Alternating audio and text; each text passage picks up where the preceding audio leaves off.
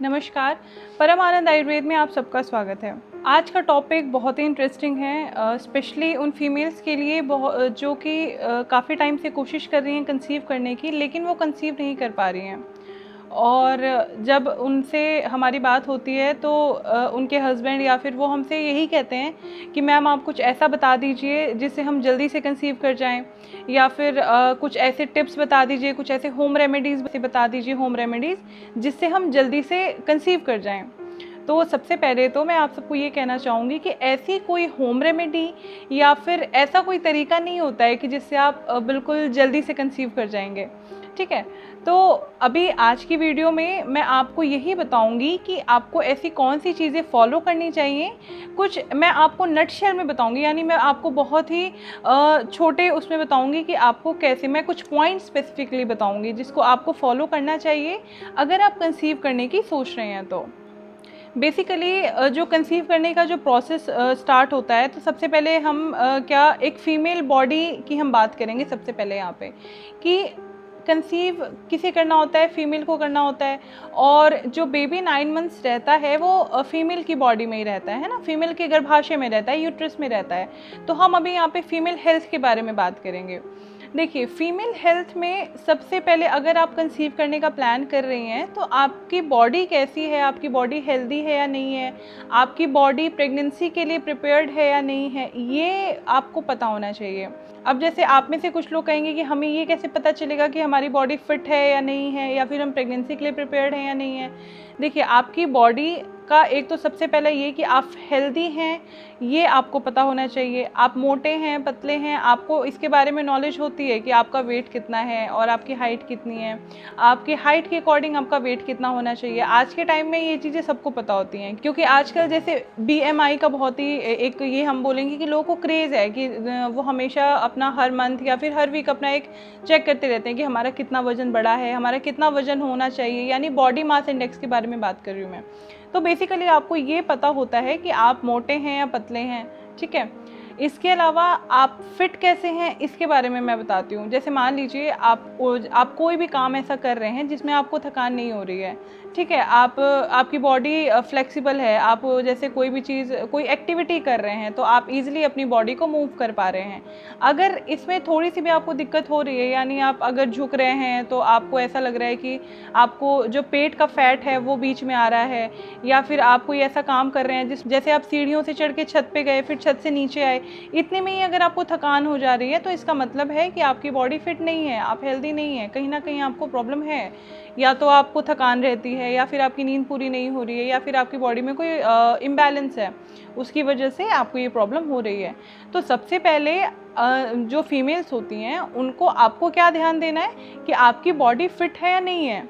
ठीक है, तो अगर आपकी बॉडी हेल्दी है, यानी आप फिज़िकली एक्टिविटी आराम से कर पा रही हैं, आपको कोई पेन नहीं हो रहा आपकी बॉडी में, अगर आप कुछ भी थोड़ा सा काम कर रही हैं, तो दैट मीन्स कि आप हेल्दी हैं, आप फिट हैं। और दूसरा क्या कि आप प्रेगनेंसी के लिए भी प्रिपेयर्ड हैं, आपकी बॉडी प्रिपेयर्ड है ना। उसके बाद अब बॉडी प्रिपेयर्ड में एक और चीज़ है कि मेंस्ट्रुएशन साइकिल। मैं जो एक reproductive health, female reproductive health की सीरीज़ जो आई थी, मैंने उसमें मेंस्ट्रुएशन के बारे में बहुत सारी बातें बताई थी। तो इसमें एक, अगर आप कंसीव करना चाह रही हैं तो आपकी जो मेंस्ट्रुएशन साइकिल है वो बिल्कुल रेगुलर होनी चाहिए।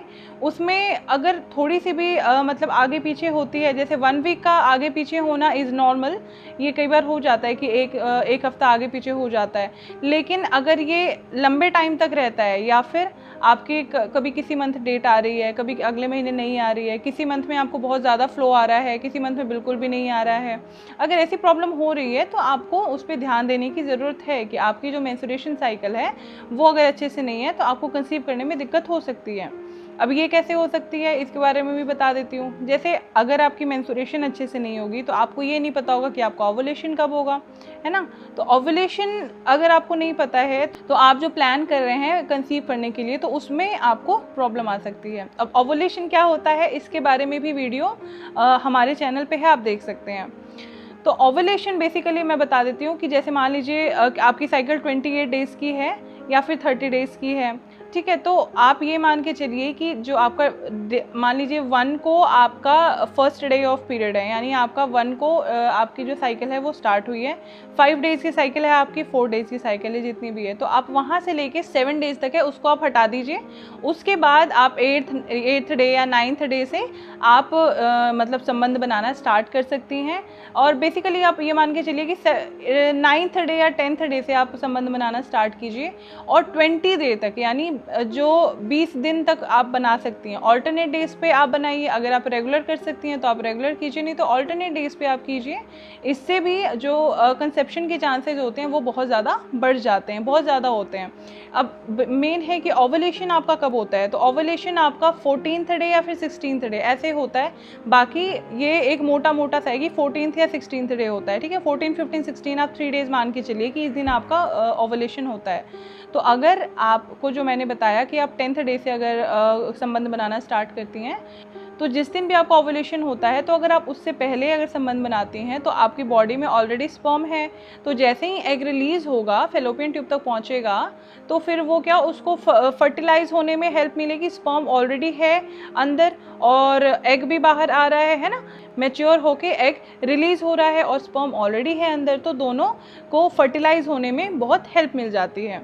और अगर आप on the day of ovulation, यानी कुछ लोग होते हैं कि ओवुलेशन से एक दिन पहले करते हैं, अगर वो संबंध बनाते हैं तो उनके लिए भी चांसेस अच्छे होते हैं।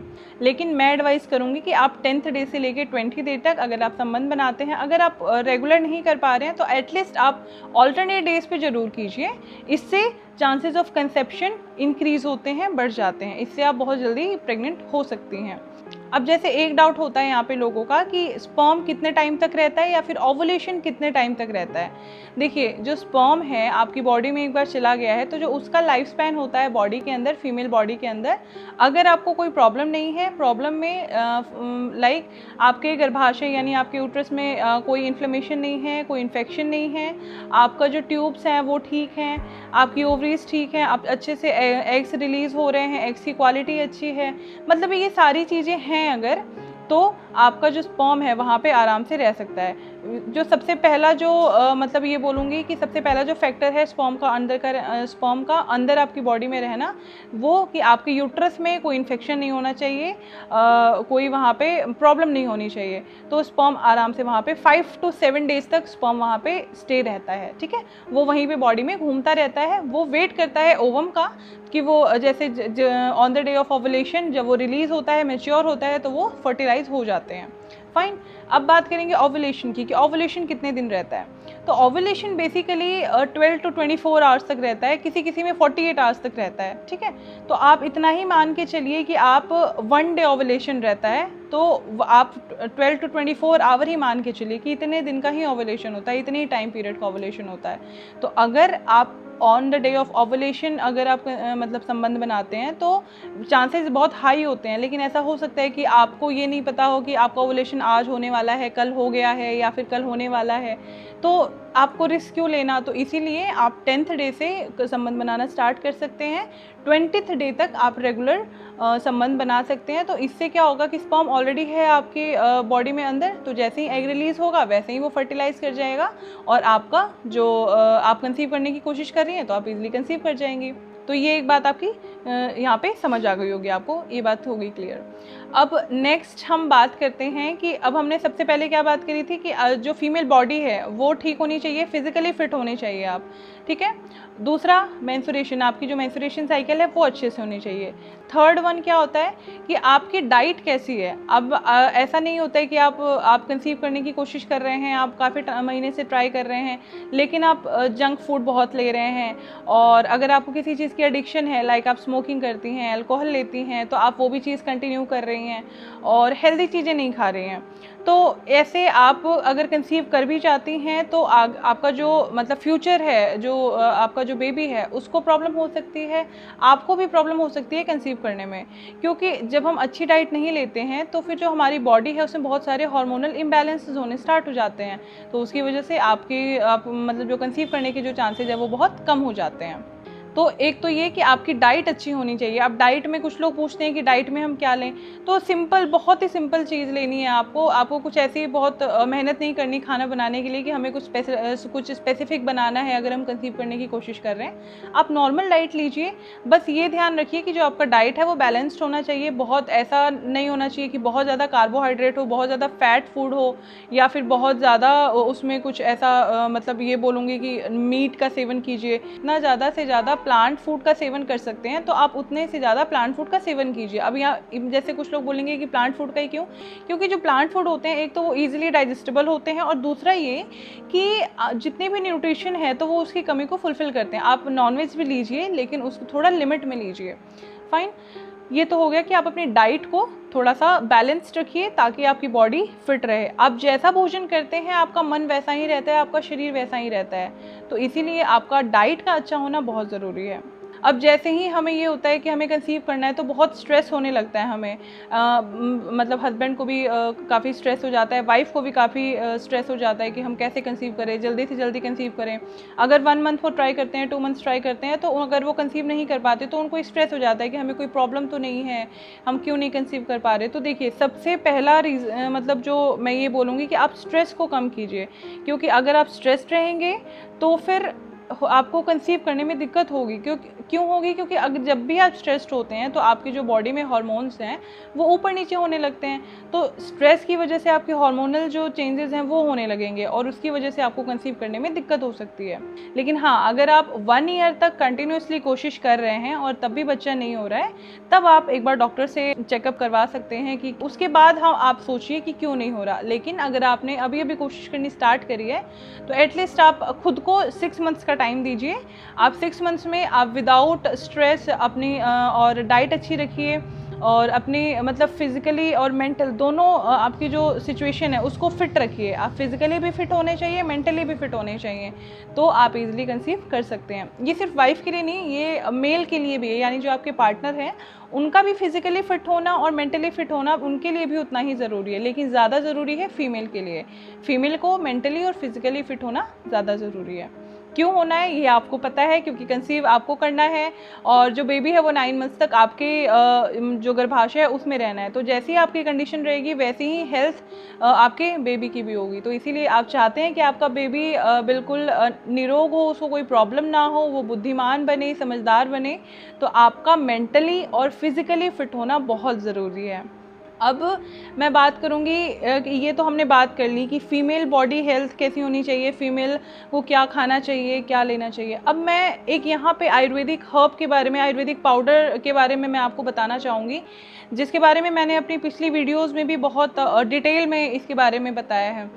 देखिए, अगर आप इसके साथ, जैसे मान लीजिए आपको आप डाइट अच्छी ले रहे हैं, सारी चीज़ें कर रहे हैं, तो अगर आप उसके साथ शतावरी चूर्ण ले सकते हैं। अगर आप जैसे कुछ लोग फॉलिक एसिड लेते हैं, फॉलिक एसिड भी आप लीजिए, कोई प्रॉब्लम नहीं है। फॉलिक एसिड लीजिए, उसको कंटिन्यू कीजिए। आप जैसे मान लीजिए आपने इस मंथ से प्लान किया है कि आपको कंसीव करना है, तो आप फॉलिक एसिड लेना बिल्कुल रेगुलर कीजिए, आप एक बार ज़रूर लीजिए। और हाँ, यहाँ पर मैं एक बात ऐड करना चाहूँगी, आप फॉलिक एसिड अगर लेते हैं तो आप उसे फिक्स्ड टाइम पे लीजिए। ऐसा नहीं होना चाहिए कि आप अगर आज आपने मॉर्निंग में 7 AM लिया है तो कल आप फिर इवनिंग में 7 PM ले रहे हैं, ऐसा नहीं होना चाहिए। आप एक फ़िक्स टाइम रखिए कि आपको इस टाइम में फॉलिक एसिड लेना है, आप उसी टाइम लीजिए। या फिर कोई भी आप मेडिसिन लेते हैं तो आप उसका एक फ़िक्स टाइम रखिए। तो इससे क्या होता है कि जो मेडिसिन की जो इफ़ेक्ट होता है आपकी बॉडी में वो अच्छा आता है, वो बहुत जल्दी आता है, और उसका जो एक मैं बोलूँ कि जो मेडिसिन की जो गुणवत्ता है वो बढ़ के आती है आपकी बॉडी में, उसका इफ़ेक्ट है ना। तो आप इस बात का थोड़ा ध्यान रखिए। तो आप फॉलिक एसिड ले रहे हैं, कोई प्रॉब्लम नहीं है, आप लीजिए। आप शतावरी आदि चूर्ण या फिर शतावरी पाउडर, इन दोनों में से कोई एक आप ज़रूर लीजिए। ये आपकी जो रिप्रोडक्टिव सिस्टम में कोई प्रॉब्लम है तो उसको भी ठीक करती है और आपको ईजिली कंसीव करने में बहुत हेल्प करती है। इसका कोई साइड इफ़ेक्ट नहीं है, आप इसको रेगुलर ले सकते हैं, ठीक है। और तो आप इस चीज़ को ज़रूर ऐड कीजिए। मैं ये एडवाइस करूँगी पर्सनली कि आप इसको ज़रूर लीजिए। इसके अलावा आप डाइट अच्छी ले रही हैं, स्ट्रेस नहीं ले रही हैं, आप थोड़ा सा फिजिकल एक्टिविटी ज़रूर कीजिए।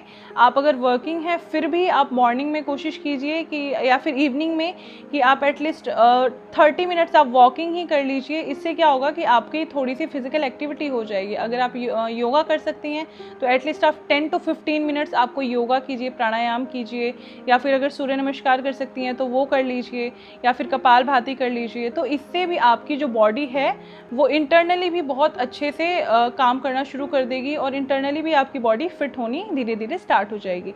तो ये सारी चीज़ें भी हेल्प करती हैं आप अगर आप कंसीव करने की कोशिश कर रहे हैं तो। इसके बाद एक और आती है क्वेरी कि अगर हम जैसे संबंध बनाते हैं तो हमें कैसे पता चलेगा कि जो स्पर्म है वो अंदर चला गया, हमें कोई पोजीशन फॉलो करनी चाहिए या नहीं करनी चाहिए। देखिए, ऐसे कोई पोजीशंस नहीं होती हैं, सारी पोजीशंस इज़ वेरी फाइन। लेकिन आप जैसे मान लीजिए संबंध बना रहे हैं तो उस टाइम में कुछ लोग कहते हैं, कुछ फीमेल्स कहती हैं कि जो जैसे पानी वो बाहर आ जाता है, तो ऐसा कोई पानी जैसे वो होता है पानी है। अब मैं यहाँ पे एक चीज़ और क्लियर करूँगी कि सीमन और स्पर्म ये दोनों चीज़ अलग अलग होती हैं। तो जो सीमन होता है वो एक पाथ होता है स्पर्म को अंदर लेके जाने का, यानी जो आप पानी जो आप कह रहे हो तो वो पानी सीमन है जो कि स्पर्म को अंदर लेके जाता है, ठीक है। स्पर्म उसके अंदर होता है। तो अगर आप मान लीजिए जैसे आपने संबंध बनाया तो आप अपने कमर के नीचे एक पिल्लो लगा सकती हैं आप, और जैसे मान लीजिए आपने संबंध बनाया उसके बाद आप थोड़ी देर तक लेटे रहिए फॉर सेफ साइड। आप 10 मिनट 15 मिनट आप जब तक लेटे रह सकती हैं लेटे रहिए।